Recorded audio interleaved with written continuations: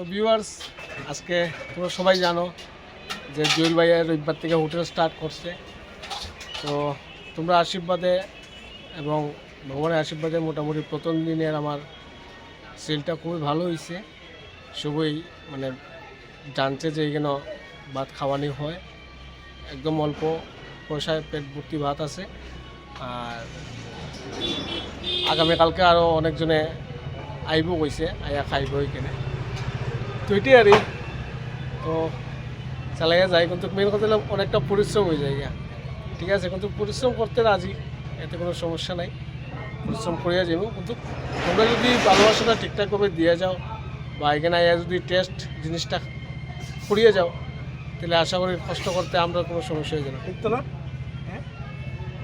তো ম্যাডাম ক্লান্ত হয়ে গেছে আস্তা দিলে। তো অবশ্যই যে তারা এই ভিডিওটা দেখতেছো, নেক্সট টাইম একটু টেস্ট করে নেবে, ঠিক আছে?